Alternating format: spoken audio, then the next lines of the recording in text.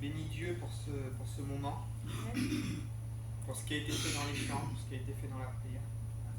J'aimerais que nous puissions lire ensemble dans la parole de Dieu un passage qui va nous introduire dans la pensée du Seigneur. J'aimerais qu'on puisse ouvrir la Bible ensemble dans le livre des Psaumes, au chapitre 14.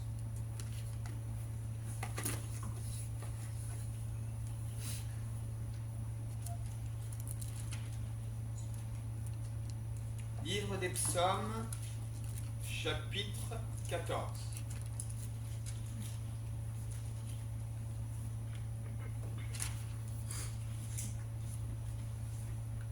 Quelqu'un, peut-être celui qui trouve, s'il a à cœur, peut faire la lecture. Chapitre 14, jusqu'au verset 3.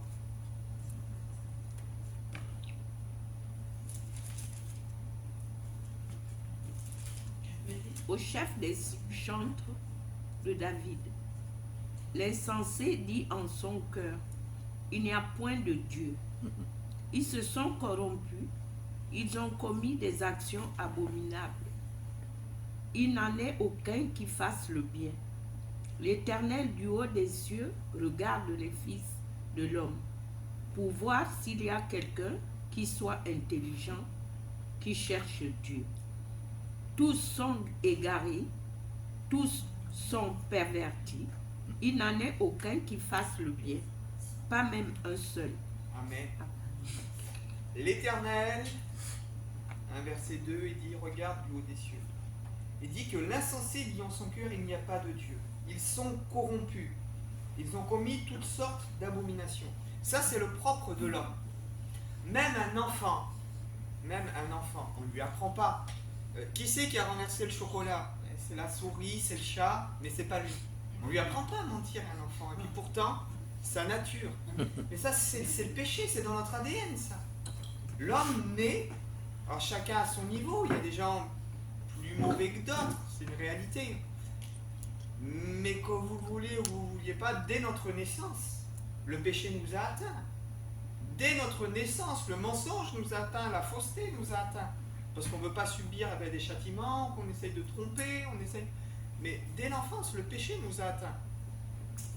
Et ça, c'est une réalité.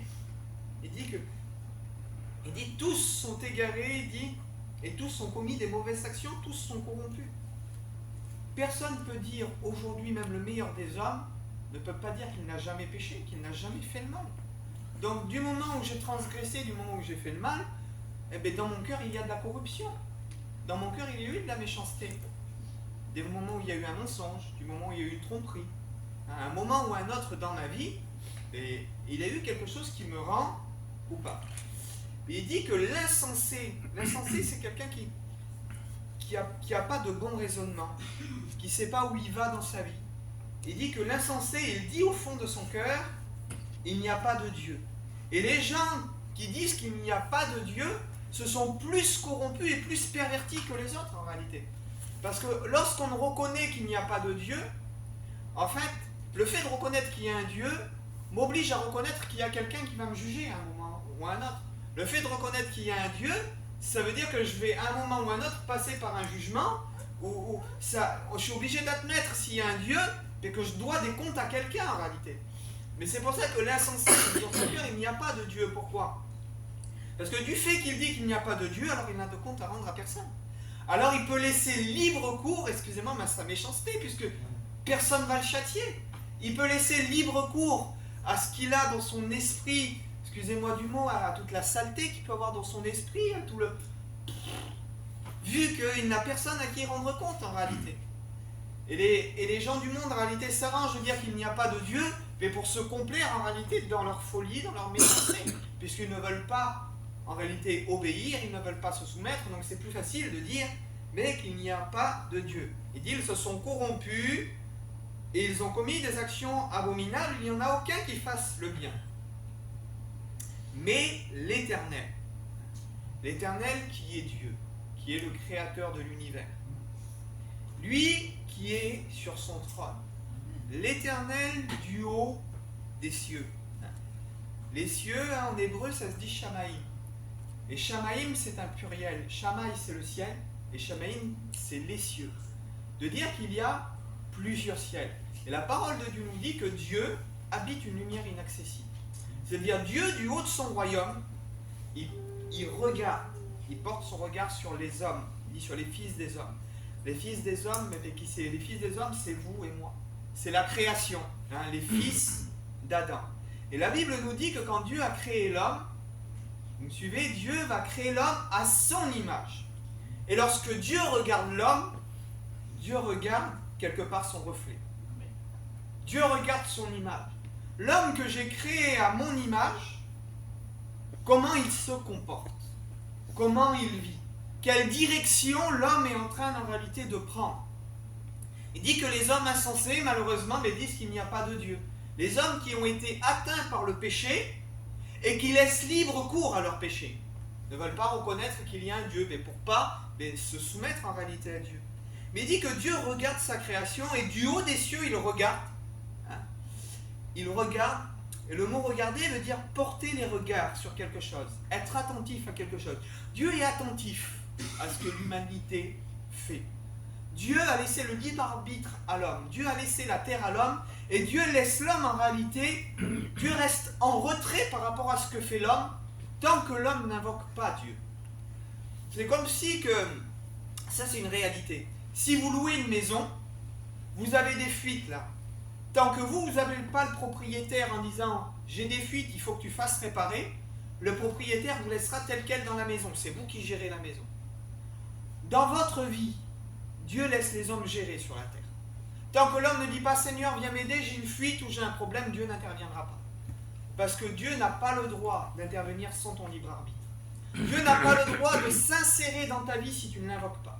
Dieu n'a pas le droit de venir en réalité. On dit mais pourquoi alors il y a des morts, ou il y a des malades, ou il y a ci, ou il y a ça. Mais si les gens n'invoquent pas Dieu, Dieu ne va pas intervenir dans leur vie. Dieu laisse en réalité l'humanité faire jusqu'à ce qu'il y ait un homme ou une femme intelligent. Et c'est ça qui est touchant dans ce passage, c'est que Dieu regarde lui et laisse faire. Mais il dit il regarde du haut des cieux, donc il observe. Il dit pour voir. Et le mot voir, ça veut dire remarquer, observer. Il attend, il observe de voir paraître parmi sa création s'il existe quelqu'un qui soit intelligent et qui le cherche. Et le mot chercher, en hébreu, ça se dit darash, qui veut dire consulter, réclamer ou redemander. Le mot chercher, c'est tourner les regards, mais au-delà de tourner le regard, c'est aussi invoquer son nom. Dieu regarde avec ses yeux s'il y a quelqu'un sur la terre qui désire invoquer son nom, qui désire avoir une relation avec lui. Amen. Dieu voit que la majorité, que le plus grand nombre ne le regarde pas. Ne le regarde pas ou ne l'invoque pas. L'humanité d'aujourd'hui, la majorité, ne regarde pas Dieu et n'invoque pas Dieu. Les gens vivent leur vie. On pourrait dire, mais pourquoi il y a tant de folie dans le monde? Pourquoi il y a tant de choses mauvaises qui se passent? Mais c'est pas étonnant. Les gens vivent leur vie sans regarder Dieu et sans invoquer Dieu. Comment voulez-vous que le bien découle du cœur de l'homme si l'homme n'invoque pas le créateur du bien? Amen. Comment voulez-vous que le bien jaillisse du cœur de l'homme si l'homme est livré et attaché au créateur du mal en réalité? Dieu voit que la majorité et le plus grand nombre ne le regardent pas et ne l'invoquent pas. Si l'homme ne le regarde pas, alors qui regarde-t-il? Si on ne regarde pas Dieu et si l'on n'invoque pas Dieu, vers qui alors nos regards se tournent? Et ça, c'est une question fondamentale, c'est une réalité. Et sans choquer personne, mais si ton regard n'est pas tourné vers Dieu, si ta vie n'est pas tournée vers Dieu, mais ta vie elle est tournée vers le mal. Puisque le seul qui est capable de vaincre le mal, c'est Dieu. Le seul qui est capable de vaincre Satan, c'est Dieu. Le seul qui est capable de te donner la vie et qui est capable de vaincre la mort, c'est Dieu. Donc si ton regard n'est pas tourné vers Dieu, et si tu n'invoques pas Dieu, mais ton regard il est tourné vers le mal en réalité, parce que le mal a obligatoirement prise sur toi, puisque le mal est plus fort que toi. Comme on l'a vu tout à l'heure, même un enfant qui naît, il est automatiquement attiré et amené vers le mensonge. Même qu'il ne veut pas, c'est plus fort que lui. Le mal, il est plus fort que nous.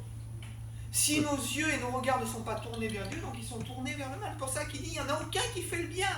Mis à part ceux qui sont intelligents, qui me cherchent, mais il dit, il n'y en a aucun qui fasse le bien, puisque l'homme n'est pas capable de produire le bien de lui-même. Et aussi bon que tu sois, aussi bon que tu te considères, tu n'es pas capable de produire le bien de toi-même, du plus profond de ton cœur. Énormément de choses se passent dans le regard. Quand Dieu regarde, mais est-ce que nous le regardons? Énormément de choses se passent dans le regard. Quand on connaît quelqu'un intimement, que ce soit nos enfants, que ce soit dans un couple, que ce soit notre frère, notre sœur, on est dans une situation, et puis là, quelqu'un fait quelque chose qui nous fait un peu rire, on regarde notre femme, on regarde la personne qu'on connaît, juste en la regardant, on rigole avec elle parce qu'on a compris, on a tout de suite capté ce que la personne a fait, et ça nous fait rire tous les deux. Ou alors quelqu'un dit quelque chose de vraiment déplacé. On a tous vécu cette situation. C'est vrai, quand on est intime avec quelqu'un dit un gros mot, une situation déplacée, on regarde la personne avec qui on est intime, on a tout de suite compris que la chose qui est en train de se passer, là, ça va pas. On a tout de suite capté. Des fois, je suis avec Marco sur les chantiers, on peint. Des fois, les gens qui sont dans la maison disent quelque chose, on se regarde et puis on rigole parce qu'on comprend tout de suite où on veut aller. Quand on développe une intimité, juste dans un regard. Et vous savez, dans l'intimité avec Dieu, Dieu nous regarde. Dieu a toujours les regards sur l'humanité et sur nous. Mais Dieu veut qu'on rentre dans cette intimité, Dieu veut que nous le regardions. Dieu veut que nous le regardions pour qu'on puisse apprendre à le comprendre. Pour qu'on puisse développer cette intimité avec lui. Et ce que j'aimerais développer vraiment, cette prédication, c'est sur le regard. Dieu nous regarde et nous devons le regarder. Dieu regarde du haut des cieux déjà. S'il y a quelqu'un d'intelligent qui le cherche, mais vous avez vu dans le mot chercher, il y a cette attitude de tourner le regard, de chercher, de regarder, de l'invoquer. Donc comme dans un couple, quand il y a un regard qui s'installe, alors ça va être déplacé, mais je vous parle de la réalité. Dans un couple, des fois quand on se regarde, on sait si c'est un regard d'amour ou si c'est un regard d'un petit peu de colère, un petit peu pourquoi il me regarde comme ça, j'ai dû y faire quelque chose. Ou on me regarde comme ça aujourd'hui, on voit que les yeux brillent, on voit qu'il y a de l'amour. On dit aujourd'hui, mais il m'aime bien. Vous comprenez où je veux en venir? Dans le regard qu'on échange avec Dieu, Dieu comprend tout de suite quelle est notre attitude envers lui. Dans le regard qu'on échange envers Dieu et le regard que Dieu a avec nous en réalité, Dieu sait tout de suite quelle attitude en réalité on a envers lui, de quelle manière on se comporte. Et de la même manière que au travers le regard dans un couple, il peut avoir un jeu de séduction. Vous comprenez ce que je veux dire? Il peut avoir un jeu de séduction, il me fait les yeux doux, c'est ce qu'on dit. Dieu veut qu'on lui fasse les yeux doux. Je parle d'un langage simple, mais la façon que Dieu m'a parlé, c'est tellement simple l'évangile, mais c'est tellement bon quand on rentre dans les profondeurs de l'écriture. Dieu veut qu'on lui fasse les yeux doux. Et quand vous lisez le Cantique des Cantiques, il y a des choses qui parlent de choses de couple en réalité, et ces choses-là sont interprétées comme la relation que Dieu a avec l'Église, que Dieu a avec ses enfants. Et ça peut paraître être des fois des mots déplacés, mais Dieu veut qu'on le charme. Dieu, lui, il est venu nous charmer. Dieu est venu nous faire la cour, frères et sœurs, et c'est vrai. Dieu est venu nous charmer, nous montrer qu'il nous aime. Et Dieu veut qu'on retourne aussi, dans notre regard, notre attitude, la façon dont on se comporte en réalité. Dieu veut en réalité qu'on lui montre réellement qu'on l'aime. Alors, qui regardons-nous et de quelle façon? On peut, comme je vous dis, tourner nos regards vers Dieu, regarder Dieu, mais il y a tellement de choses aussi que nous pouvons regarder. Tellement de choses qui peuvent nous faire détourner les regards. Alors, les pensées me viennent comme ça au fur et à mesure, mais imaginez la scène. Vous êtes en train de manger, donc d'abord je vais prendre les garçons et puis je vais prendre les filles aussi. Vous êtes en train de manger avec ton couple, avec ton foyer, et puis là il y a le serveur qui passe, mais le serveur il a sa petite mèche sur le côté comme ça, il a son petit nœud de cravate, il est bien mis, il est propre, et tu vois ta femme qui fait comme ça, qui regarde un peu, tu vas regarder, tu vas dire, qui c'est, mais tu regardes qui comme ça? Comprenez, frère et sœur. Et la femme vice versa, la serveuse qui passe, elle est jolie, là, elle regarde comme ça, la femme me dit, mais tu regardes qui comme ça? Puis on s'envoie des petits pics, on sait que ça dérange, on sait que ça va pas. Parce que quand le regard de la personne qu'on aime se détourne et se focalise sur quelqu'un d'autre, ça nous pique, c'est normal. Quand notre regard à nous est censé être fixé sur Dieu, parce que c'est lui qu'on doit aimer, quand notre regard se détourne et se focalise sur autre chose, quand notre regard se détourne et se focalise sur quelqu'un d'autre, ou sur autre chose que Dieu, quelle est l'attitude en réalité que Dieu a envers nous? Réaliser qu'en réalité, de la même manière que dans un couple, quand on regarde ailleurs, eh bien, ça peut piquer la personne qu'on aime, ou de la même manière que quand des enfants ne se tournent pas vers leurs parents, ils se tournent vers quelqu'un d'autre pour demander de l'aide, c'est une réalité aussi. Mais de la même manière, lorsqu'on ne regarde pas Dieu, qu'il n'y a pas cet échange intime avec Dieu. Alors comment on regarde Dieu? C'est étroitement lié avec Exode 20, les 10 commandements. Exode 20, verset 16, il dit « Tu ne prendras pas le nom de l'Éternel ton Dieu en vain ». Alors tu vas me dire, mais quel est le lien entre le fait d'invoquer Dieu, de prendre le nom de Dieu, et le fait de regarder? Si je t'appelle Laurent, tu te retournes, tu me regardes. Quand on appelle quelqu'un, ça vous est jamais arrivé, vous marchez dans la rue, et d'un seul coup vous entendez votre nom. Mais c'est peut-être même pas vous qu'on appelle, mais c'est quelqu'un qui a le même nom que vous. Je ferai un exemple sur mon copain, Marco. Ah, Marco, il se retourne. Ah, mais non, c'était pas moi, c'était un autre Marco. Mais parce qu'on t'appelle, alors tu vas regarder la personne qui t'appelle. Et ça, c'est quelque chose d'important. Il faut savoir que quand tu invoques Dieu, Dieu te regarde. Amen. Que quand tu invoques Dieu, Dieu détourne son regard pour te regarder. Alléluia. Lorsque tu pries, alors, tu invoques Dieu, mais tu regardes ailleurs. Tu invoques Dieu, Dieu détourne son regard vers toi pour être attentif à ta vie, et toi tu regardes ailleurs. Ou moi je regarde ailleurs. Dans l'intimité, quand on invoque Dieu, tu ne prendras pas le nom de Dieu en vain. Et dans le texte, etc., si tu ne prendras pas le nom de Dieu sans rien produire. C'est-à-dire que si tu invoques le nom de Dieu, que tu appelles Dieu, que tu nommes Dieu pour vivre quelque chose avec Dieu, il faut que ton regard soit tourné vers lui et que tu entames un processus avec lui. Que tu entames une conversation avec lui. Amen. Que tu entames une liaison avec lui. Comme l'intimité entre un homme et une femme, sans être maladroit dans la vie, c'est la réalité. Il faut que tu entreprennes de vivre quelque chose avec lui. Quelque chose qui s'échange dans le regard, dans la pensée, dans l'amour, dans l'intimité. Tu ne peux pas invoquer le nom de Dieu et puis vivre comme tu veux, vivre n'importe comment. Tu ne peux pas permettre d'invoquer le regard de Dieu sur ta vie et de toi de ne pas avoir le regard tourné vers lui, d'avoir le regard tourné sur le monde ou sur tes problèmes ou sur autre chose. Et ça, c'est une réalité.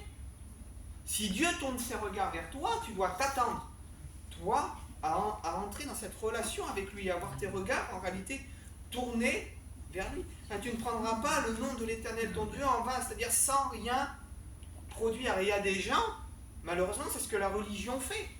Les gens religieux se proclament une dénomination, se proclament être en Dieu, se proclament servir Dieu, mais dans leur vie de tous les jours. Mais Dieu n'est pas mis réellement en avant, dans le secret. Quand ils vont à la sonnette pour démarcher, il y en a qui démarchent, qui vendent des choses, il y en a qui vendent à des prix exorbitants, il y en a qui font des choses, qui manipulent aussi des gens dans leur intérêt. On ne va pas rentrer dans tout ça. Mais si j'invoque Dieu dans une partie de ma vie, je dois invoquer Dieu dans toutes les parties de ma vie. Si les regards de Dieu sont tournés sur ma vie, je dois moi tourner les regards vers Dieu et avoir cet échange, mais dans toutes les parties de ma vie. C'est-à-dire, je ne peux pas dire, mais Seigneur, je te prie pour ça, Seigneur, je veux que tu le regardes, parce que si j'invoque Dieu, Dieu tourne son regard sur moi, ça, je veux que tu le regardes, et ça, j'accepte, Seigneur, qu'on le regarde ensemble, mais cette partie-là de ma vie, j'accepte pas qu'on la regarde ensemble. Non, là, Seigneur, je veux pas que tu regardes. Là, je veux bien que tu... Mais dans un couple, frères et sœurs, dans un couple, lorsqu'on est unis ou avec nos enfants, on le prenez comme vous voulez, mais on partage une vie. Et une vie, c'est pas 10%, c'est pas 20%, c'est pas 50%. Une vie, c'est une intimité complète. C'est une intimité en réalité complète.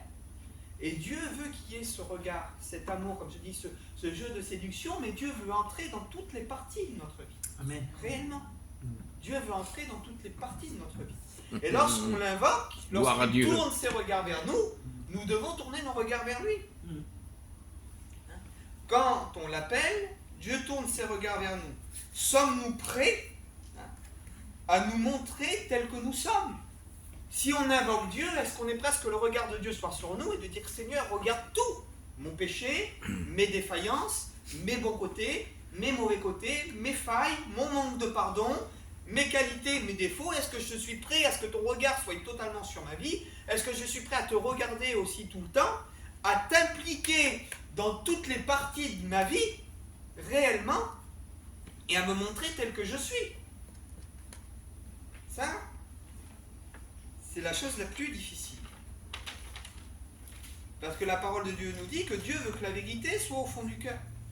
Et quand à tourner nos regards vers lui, cela veut forcément dire une obéissance et une soumission. Si Dieu me regarde et si je regarde Dieu, lorsqu'on est dans un couple, on s'assied face à face et on règle les problèmes. Avec Dieu, c'est pareil. On est assis face à face, et puis des fois, je parle peut-être franchement, mais des fois, il faut taper du poing sur la table, et des fois, c'est Dieu qui tape du poing sur la table. Des fois, nous, on tape du poing sur la table en disant, mais pourquoi j'attends telle bénédiction, telle chose, etc. Mais est-ce qu'on est prêt à avoir cette vraie relation? À taper du poing sur la table, et est-ce qu'on est prêt à entendre Dieu aussi taper du poing sur la table? Et dire, maintenant, il faut que tu bouges, maintenant, il faut que ça change, maintenant, il faut que tu pardonnes. Maintenant, il faut que tu vives. Si tu veux réellement avoir cet échange, réellement, vous savez, si on ne regarde pas Dieu, si notre regard n'est pas tourné vers Dieu, automatiquement notre regard va être captivé par autre chose. Et quand notre regard va être captivé par autre chose, au lieu on va avoir moitié relation avec Dieu et moitié relation, excusez-moi du mot, mais avec une maîtresse, avec quelqu'un avec qui on va tromper Dieu. Alors on peut tromper Dieu avec tellement de choses, avec notre mensonge, avec nos idées, avec notre manque de pardon, avec notre caractère, avec notre être intérieur en réalité. Mais c'est ça. Du moment où je me mets à regarder quelqu'un d'autre et à te dire j'ai pas très envie de pardonner, mais je préfère ça. J'ai pas très envie de vivre comme ça, mais moi je regarde ça parce que je préfère ça. Automatiquement, il n'y a plus ce contact, là. Il n'y a plus cette relation qui est en réalité intime. Alors je ne vous dis pas que c'est facile. Quand on parle à quelqu'un, c'est un échange, les yeux dans les yeux.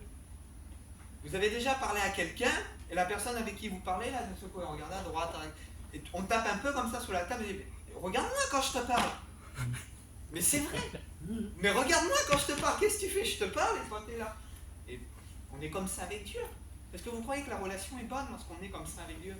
Alors on invoque Dieu pour que Dieu nous regarde, pour que Dieu ait son regard sur nos vies, et Dieu nous parle, mais parce que ce qu'il nous dit, ça ne nous intéresse pas, ça ne nous plaît pas, on n'entend pas, ou on fait semblant de ne pas entendre, parce qu'on veut faire ce qui nous arrange, parce qu'on veut regarder ailleurs, mais c'est vrai. Alors je parle comme ça, je change de ton, je plaisante un peu, mais c'est la réalité. C'est la réalité. Hein? Psaume 34, verset 6. On va lire ensemble. Psaume 34, verset 6. Psaume de David.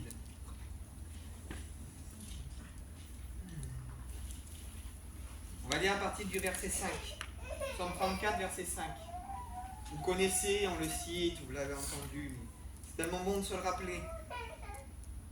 J'ai cherché l'Éternel et il m'a laissé tout seul. C'est pas ça qui est écrit. J'ai cherché l'Éternel, il m'a répondu. Je l'invoque.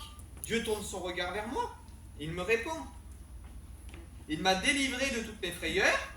Et qu'est-ce qu'il dit David? Quand on tourne vers lui les regards, on est rayonnant de joie. Donc il y a une intimité qui s'installe. J'invoque Dieu, Dieu tourne ses regards vers moi.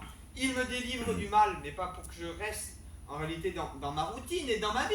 Dieu me délivre du mal pour que moi je tourne mes regards vers lui. Pour que mes regards puissent être fixés sur lui par la suite. Et quand je tourne vers lui mes regards, alors je deviens rayonnant de joie. C'est-à-dire ce qu'il y a dans le cœur de Dieu, c'est déversé dans le mien. Hein? Marc 5,16 vous dit que votre lumière soit connue de tous les hommes ou brille ainsi devant tous les hommes. Tu ne peux pas entrer dans une relation intime avec Dieu et ne pas briller. Tu ne peux pas entrer dans une relation intime avec Dieu et regarder où tu veux, regarder comme tu veux et faire comme tu veux. Parce que dès que tu tournes les regards vers lui, Dieu déverse sa lumière en toi et cette lumière, elle doit jaillir. Cette lumière, elle doit jaillir, elle doit être transmise. Maintenant, tu tournes les regards vers Dieu, il fait jaillir sa lumière sur toi. Dieu te dit que cette lumière doit être connue de tous les hommes et tu ne pardonnes pas. Alors la lumière, à un moment, elle s'éteint, il y a un problème. Pourquoi? Parce que tu regardes ailleurs.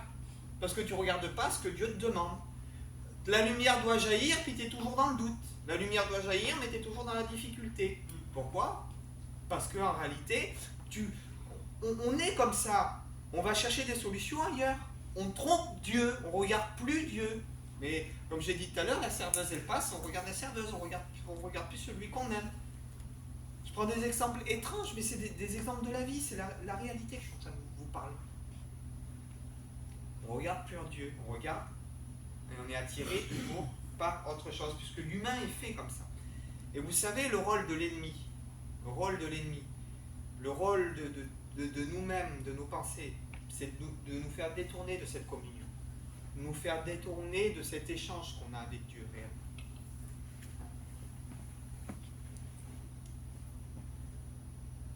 Quand celui qui nous aime nous regarde, alors on brille. Et on dit cette chose quand quelqu'un nous regarde et qu'on voit qu'il est amoureux, il dit « Ah, il a des étoiles dans les yeux ». On dit ça. Quand on regarde une personne qu'on aime, nos yeux ils brillent. Quand Dieu nous regarde, Dieu nous montre qu'il nous aime. Et vous savez que Dieu, en réalité, il nous aime. Et quand on voit tout l'amour qu'il y a dans le regard de Dieu, c'est cette lumière-là, en réalité, qui nous fait briller.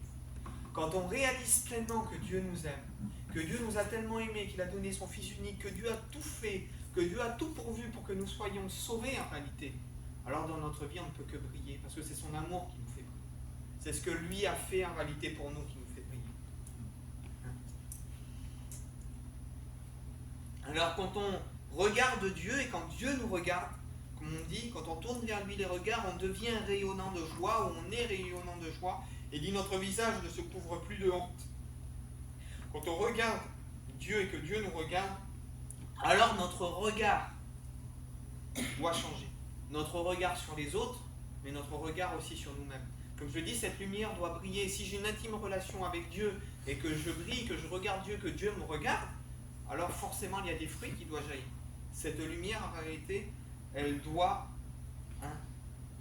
briller. On va lire un autre passage ensemble. Actes, chapitre 15, quel verset? Verset 14. On va partir du verset 13. Lorsqu'ils eurent cessé de parler, Jacques prit la parole et dit « Hommes, frères, écoutez-moi. » Ce moment-là se passe pendant un concile qu'il y a à Jérusalem. Les apôtres se sont réunis puis discutent un peu des miracles qu'il y a eu et des choses qui se sont passées. Donc, Jacques prit la parole et dit « Hommes, frères, écoutez-moi. Simon a raconté comment Dieu a d'abord jeté les regards sur les nations pour choisir du milieu d'elles un peuple qui porte son nom, et avec cela, ils s'accordèrent les paroles des prophètes. Dieu a regardé, il dit, Simon m'a expliqué comment Dieu a regardé les nations. Les nations, c'est vous. C'est vous, c'est moi, c'est les gens qui n'étaient pas juifs à l'époque. Quand Christ est mort et ressuscité, la porte s'est ouverte même à ceux qui n'étaient pas juifs. Et dit que Dieu a jeté son regard sur les nations pour choisir du milieu d'elles un peuple qui porte son nom. Dieu t'a regardé, il est question du regard. Dieu t'a regardé du milieu des nations pour te choisir, pour que tu portes son nom. S'il y a des années avant, c'était réservé qu'au peuple que Dieu avait choisi, à Israël, il dit que Dieu nous a greffés sur l'olivier d'Israël, et Dieu a ouvert la porte aux nations, au travers de la grâce, au travers du sacrifice de Jésus. Et Dieu a choisi parmi ces nations des hommes, des femmes, des nations pour porter son nom. Dieu a posé ses regards sur toi pour que tu portes son nom. Quand Dieu nous regarde, alors notre regard doit changer. Et notre regard doit changer premièrement sur nous-mêmes. Notre regard doit changer sur nous-mêmes. Vous lirez dans Exode 3, on va pouvoir lire ensemble, j'ai noté ici. Voilà. Exode 3, verset 6. C'est le moment où il y a le buisson, c'est pas le buisson ardent, je crois. C'est Dieu qui se révèle à Moïse. Si, c'est le buisson ardent. Dieu se révèle à Moïse. L'Éternel vit qu'il se détournait pour voir Dieu, parce qu'il avait peur, Moïse, de regarder. Et Dieu parla à Moïse, et Moïse dit, me voici. N'approche pas d'ici, ôte les souliers de tes pieds, car le lieu sur lequel tu te tiens est une terre sainte. Il ajouta, je suis le Dieu de ton père, le Dieu d'Abraham, d'Isaac et de Jacob. Mais Moïse se cacha le visage et il craignait de regarder Dieu. Ça, frères et sœurs, il faut que ça change. Nous sommes admis aujourd'hui dans la présence de Dieu. Dieu a fait de nous un peuple saint, un sacerdoce royal. Et comme a dit David, lorsqu'on tourne vers lui les regards, tu ne dois pas craindre de te montrer en réalité tel que tu es devant Dieu. Parce que la parole de Dieu nous dit qu'il n'y a rien de secret qui ne doit être révélé. Rien de caché qui ne doit être mis à découvert. Tu as le droit de te cacher devant les hommes, si tu veux. Tu as le droit de tromper, entre parenthèses, les hommes. Mais devant Dieu, tu dois te révéler réellement tel que tu es. Tu ne dois pas avoir peur en réalité de te révéler et de regarder Dieu. Hein? Il dit que Dieu a vu la souffrance de son peuple et Dieu est venu agir. Hein? Moïse regardait et craignait de regarder Dieu. Mais ça, c'est quelque chose que tu ne dois pas craindre, de regarder Dieu parce que Dieu t'aime. Et le regard de Dieu sur ta vie, ce n'est pas un regard pour te condamner, pas un regard pour te juger, pas un regard pour te détruire. Et si Dieu te montre peut-être ta mauvaise situation, c'est pour arranger ta mauvaise situation. Si Dieu te montre que parfois, vous savez, si sur ton vêtement tu as une tache, si Dieu te dit tu as une tache, c'est pas pour dire tu es sale, attends, non, c'est Dieu est en train de te dire viens, je vais t'aider, on va enlever la tache. Dieu est comme ça en réalité. Et ça, c'est quelque chose que nous devons comprendre. Il y a des gens, ils ne veulent pas entrer dans cette intimité avec Dieu parce qu'ils ont peur de Dieu. Il faut que tu réalises aujourd'hui que Dieu est ton ami. Que Dieu est ton ami, que Dieu est ton Père, que Dieu est tout, mais dans le sentiment positif. Hein, dans le sentiment positif. Moïse craignait de regarder Dieu. Et quand le temps va évoluer, il dit que Moïse, c'est le seul à avoir vu de dos, il a vu Dieu de dos caché dans le creux d'un rocher, etc. Mais Moïse est le seul à avoir parlé réellement avec Dieu. Il dit que le temps qu'il a passé sur la montagne, il brillait tellement que les gens ne pouvaient pas le regarder. Ah oui. Donc vous avez vu que dans la vie de Moïse, il y a eu une évolution. Et dans votre vie aussi, s'il y en a qui ont la crainte, je ne dis pas qu'il ne faut pas craindre Dieu, bien sûr qu'on doit avoir la crainte de Dieu. Mais on doit vraiment réaliser que Dieu est notre ami, que Dieu est notre confident. Et qu'on peut avoir cette réelle intimité avec lui, que Dieu n'est pas là pour nous condamner, où Dieu n'est pas un vieil homme avec une grande barbe qui est pas prêt à punir tous les hommes. Bien sûr que non. Dieu veut que tous les hommes soient sauvés. Dieu veut que tous les hommes soient délivrés. Dieu veut que tous les hommes parviennent à la connaissance en réalité de son nom, de sa parole et de sa nature. Hein? Béni soit Dieu. Amen. Notre regard doit changer donc en réalité sur nous-mêmes. C'est-à-dire, je ne suis pas digne d'entrer dans la présence de Dieu, je ne suis pas digne de prier Dieu, bien sûr que non. Dieu est celui qui veut te transformer, qui veut te bénir, et il est celui qui va avoir une relation avec toi. Notre regard doit aussi changer sur les autres, parce qu'on tourne vers lui les regards, que la présence de Dieu vient sur notre vie, notre regard doit changer sur les autres. Alors, vous trouvez dans le livre de Samuel, où le roi David revient avec l'arche de l'Éternel, et dit qu'il y avait son épouse Michal, qui était la fille de Saül. Elle regarda par la fenêtre, et elle méprisa David parce qu'il dansait devant l'Éternel. Et ce qui est important, c'est que le mot mépriser, ça veut dire ne pas donner la vraie valeur à quelque chose. Quelle valeur on donne à ceux qui nous entourent? Quelle valeur on donne? Dieu nous a transformés.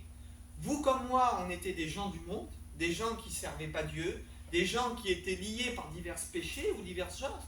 Et quand on voit un païen, on dit mais lui c'est un païen, il vit dans la drogue, ou il vit dans telle et telle chose. Eh oh, réveille-toi. Tu te rappelles pas que tu étais comme lui, toi aussi? Tu te rappelles pas que toi aussi tu étais dans le monde, que toi aussi tu décevais Dieu, que toi aussi tu avais une vie qui n'était pas terrible, et pourtant il y a des gens qui sont venus te tendre la main. Il y a des gens qui sont venus te parler de Dieu, il y a des gens qui ont eu de la patience avec toi. Et nous, parfois, on rentre dans cette mentalité de dire « mais moi je suis trop saint pour vivre avec quelqu'un comme ça ou pour m'approcher de quelqu'un comme ça ». Comment notre regard, en réalité, est orienté vers les autres? Est-ce qu'on donne la valeur réelle aux gens?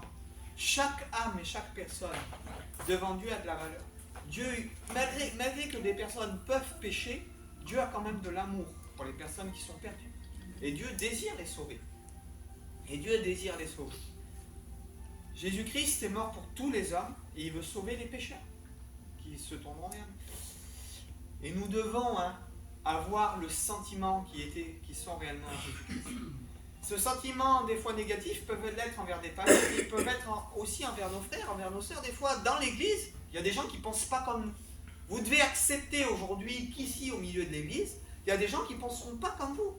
Et même bibliquement, même spirituellement, il y a des gens qui n'auront pas la même façon de voir les choses. Il y a des gens qui n'auront pas la même façon de vivre les choses. Et il y a des gens qui ne vivront pas les choses à la même vitesse que vous, à la même dimension que vous, au même niveau que vous. Et ça, on doit l'accepter aussi. Et c'est ce qui fait la diversité, c'est ce qui fait la force de l'Église, c'est ce qui fait la force du peuple de Dieu. Et chacun a le droit, dans des choses qui ne touchent pas au salut, on en est bien conscient. On ne va pas dire que c'est bien de mentir, que c'est bien, moi je vis en pratiquant le mensonge, en pratiquant l'adultère, et puis c'est bien sûr que non. Mais il y a tellement de choses, vous savez, aujourd'hui, où les gens comprennent d'une façon, donnent d'une autre façon, et puis il y a des débats qui s'installent, il y a des disputes de mots. Il faut accepter que les autres soient différents.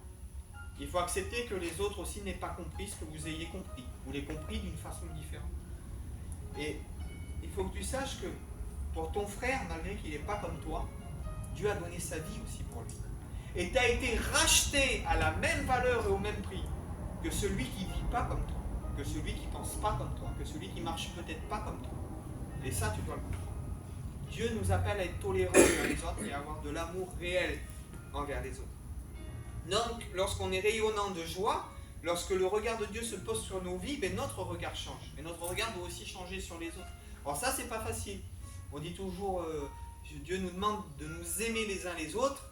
Alors aimer les uns, c'est facile, c'est ceux qui pensent comme nous. Mais on dit toujours, ah tu l'as vu l'autre là-bas, ce qu'il a dit, tu l'as vu l'autre là-bas, ce qu'il a fait, tu l'as vu l'autre là-bas, comment il vit. Et Dieu te demande de l'aimer surtout à lui.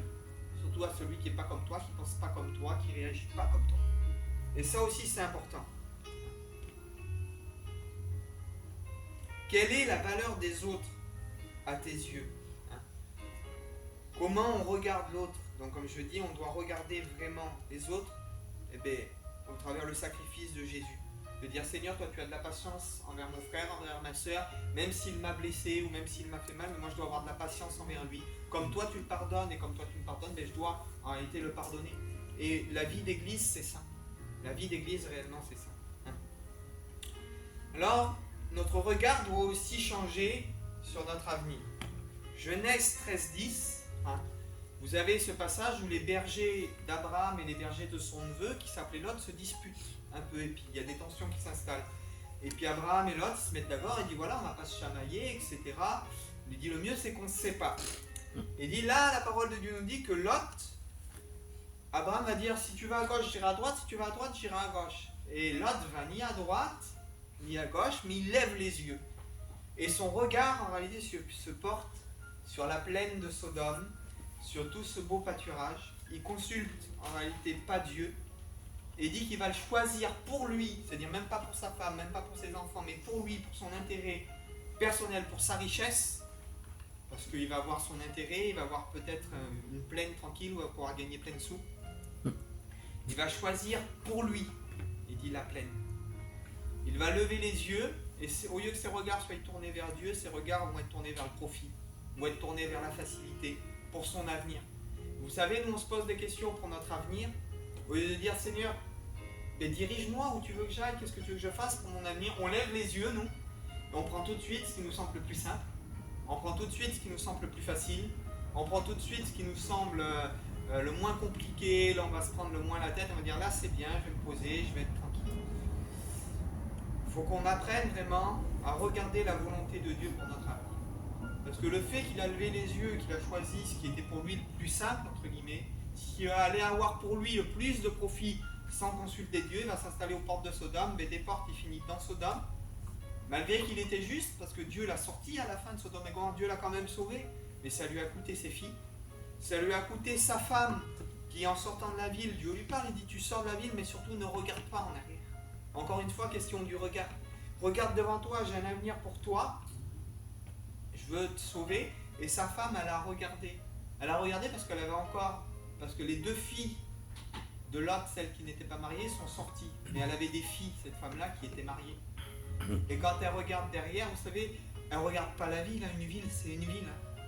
Et ce qu'elle regarde, c'est ses enfants qui sont en train de mourir à l'intérieur de la ville. C'est ça qu'elle regarde. Elle avait encore ses filles à l'intérieur. Ces filles et ces gendres, vous n'avez pas imaginé, vous avez passé des années à vivre avec vos filles et vos gendres là, vous sortez de la ville et vous entendez des hurlements, vous entendez le feu qui est en train d'entrer.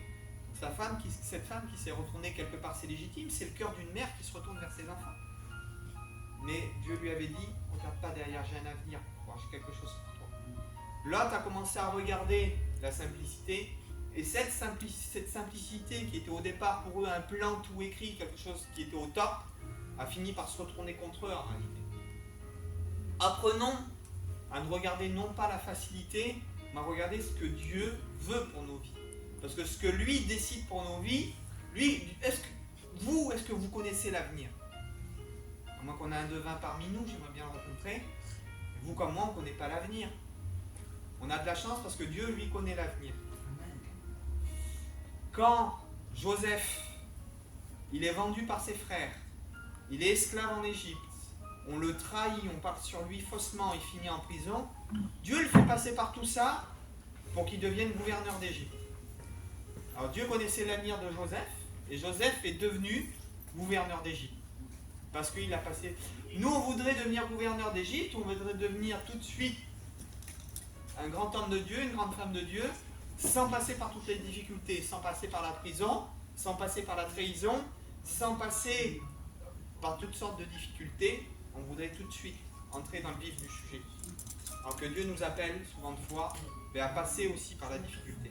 Donc, apprendre à regarder la volonté de Dieu pour notre avenir. Notre regard doit changer aussi sur notre condition. Notre regard doit changer aussi sur nous-mêmes et sur notre condition.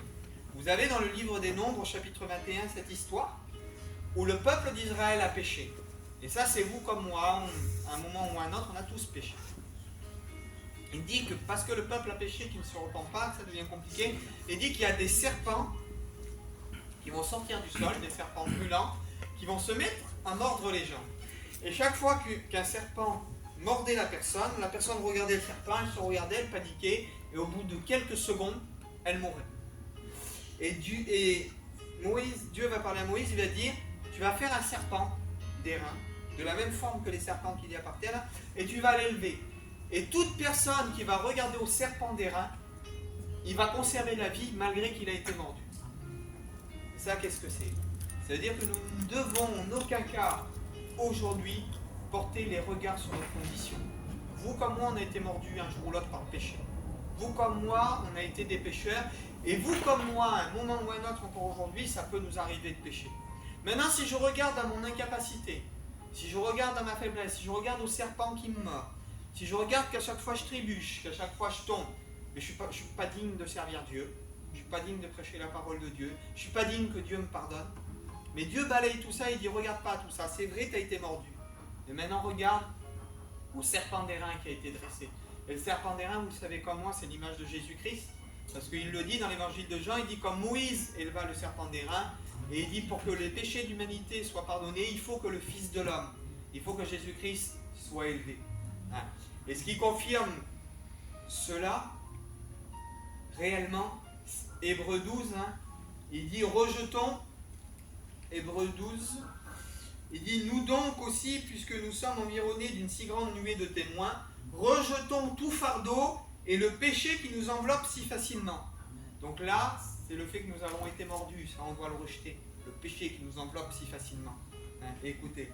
Et courons avec persévérance dans la carrière qui nous est ouverte, ayant les regards fixés sur Jésus-Christ. Vous voyez les questions encore des regards, de cette intimité. Je ne vous dis pas que cette intimité va produire le fait qu'on ne va jamais pécher. Ça, c'est une réalité. Si vous me dites qu'il y a une solution pour ne jamais pécher, je veux bien l'apprendre. Mais je serai un menteur de vous dire que je ne pêche jamais, que je ne déçois jamais Dieu. Maintenant, il ne faut pas faire de ça, comme il dit dans la parole de Dieu, une excuse de vivre selon la chair, ou de dire, mais puisque c'est open bar, c'est porte ouverte, je peux vivre dans le péché. Bien sûr que non. Le péché, ça a coûté la vie à Jésus. Et je ne veux pas vivre dans une vie, en réalité, qui va pénaliser, qui va mettre en rien le sacrifice de mon sauveur. J'aime le Seigneur. Et puis, vous savez que, malgré qu'on ne peut pas être conservé du péché, ce qu'il faut comprendre, c'est que chaque péché que tu commettras, malgré que Dieu te pardonne et que Dieu te rétablit, il aura un impact dans ta vie, dans le monde spirituel. Il aura un impact dans ta vie. Parce que lorsque tu pêches, mais tu donnes un crédit en réalité. Tu donnes un crédit. C'est un exemple bizarre que je vais vous donner. Vous avez vu quand vous allez des fois dans des magasins ou dans des cinémas ou dans des trucs où vous échangez des jetons. Vous avez vu, pour mettre dans un jeton, pour jouer à des jeux, tout ça on appelle des crédits. Il faut mettre un crédit dans un jeu vidéo. Et avec un crédit, tu peux jouer, tu peux faire une partie de jeu. Vous voyez, avant, il y avait des salles d'arcade et tout ça, on mettait un crédit, une pièce. Et on pouvait faire une partie de jeu. Mais j'aimerais te dire que chaque fois que tu pêches, que tu commets un péché, tu donnes une pièce à l'ennemi pour qu'il puisse en réalité implanter quelque chose dans ta vie. Et le péché, il y a des gens qui disent « Ah, mais tu pêches, Dieu n'est pas d'accord. » Bien sûr que Dieu n'est pas d'accord, mais Dieu n'est pas d'accord, pas parce que ça atteint Dieu. Vous croyez que votre péché... je vais prendre moi comme exemple. Demain, je commets un adultère. Vous croyez que parce que je commets un adultère, ça va faire que Dieu est plus saint, ou qu'il est moins saint, ou que ça va toucher Dieu? Mon adultère à moi, ça ne va pas toucher Dieu, mais ça va me toucher à moi. Parce que ça va engendrer des choses dans ma vie qui vont déjà me séparer de la présence de Dieu, si je ne me demande pas pardon, mais en plus, ça va provoquer que je vais probablement me séparer avec mon foyer, et ça va permettre aux esprits d'avoir une emprise sur ma vie. La première personne qui est impactée quand tu pêches, c'est toi-même. Dieu n'est pas touché par ton péché. Parce qu'à ce moment-là, Dieu ne bénirait pas les hommes ou Dieu serait sale depuis le temps et que tous les hommes pêchent. Ton péché, c'est toi qui le portes. Ça ne fait rien à Dieu quand tu pêches. Dieu reste saint, Dieu reste sur son trône, Dieu reste Dieu de toute éternité, malgré que tu pêches. Mais par contre, toi, t'en prends plein les dents quand tu pêches. Parce que quand tu pêches, tu donnes une pièce à l'ennemi, là, et tu dis, tiens, j'ai fait ça, je t'ai ouvert une porte, maintenant fais ce que tu veux. C'est ce que tu fais. Alors, c'est ce que nous faisons lorsque nous commettons un péché, lorsque nous pratiquons un péché. Nous donnons un droit à l'ennemi de pratiquer quelque chose dans notre vie. Parce que pourquoi? Parce qu'on porte les conséquences de notre péché. Donc, je vais m'arrêter là. Il dit, quand on tourne vers lui les regards, il dit, courons dans la carrière qui nous est offerte, ayant les regards fixés sur Jésus, qui suscite la foi et qui l'amène à la perfection. Donc, dans cette intimité, dans cet échange, je dois apprendre